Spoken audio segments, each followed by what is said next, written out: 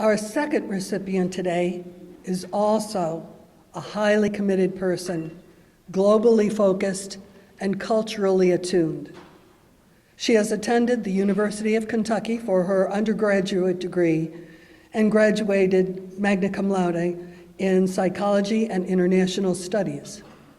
While a student there, she studied factors that contribute to the widening or lowering of the achievement gap among Latino students. As an undergrad, Chia volunteered at a summer program to assist elementary students with refugee status to begin to acclimate to the American culture and strengthen their reading and writing skills. Following graduation, Chia received a Fulbright fellowship and became an English teaching assistant in Taiwan. Chia worked with English language learners for 2 years before entering Miami University.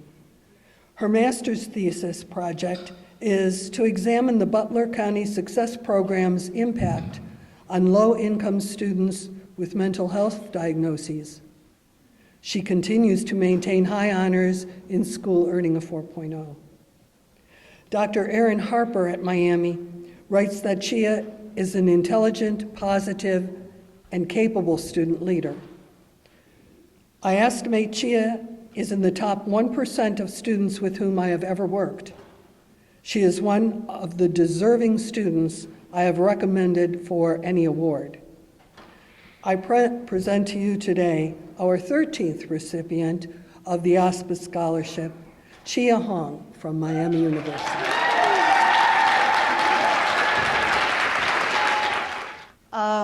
Hello, good afternoon, everyone. It's a great pleasure to be back at the OSPA conference. I remember my first one was just last year, so it's good to be back. I just want to take some time to thank the OSPA Scholarship Committee for selecting me for this amazing opportunity. I also want to thank the donors for making this opportunity possible. I also want to take the time to thank Miami University faculty, specifically Dr. Erin Harper and Dr. Amity Noltemeyer, for their continued guidance and support. They are the exemplars of strength, wisdom, and compassion that I strive to be. I also want to thank my fellow cohort and classmates for bringing humor to stressful situations. Yes.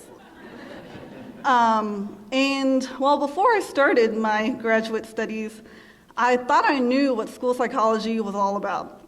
But in the process, I've learned about MTSS, PBIS, and 50 other different acronyms that I had no idea about. But in that process, I've realized that the scope and the potential to positively impact students is so much greater than I thought. And that's been really motivating and exciting for me. I've had the opportunity to observe several school psychologists, and I've often asked, what does a typical day look like for you? And I always get the same answer, and I'm sure many of you all will agree, there is no typical day. So despite the variability each day among school psychologists, a common goal unites school psychologists and aspiring school psychologists like myself. A desire to make education more equitable, schools more inclusive, and to help students thrive academically and emotionally. Though I anticipate some challenges throughout, I can't wait to get started. Thank you.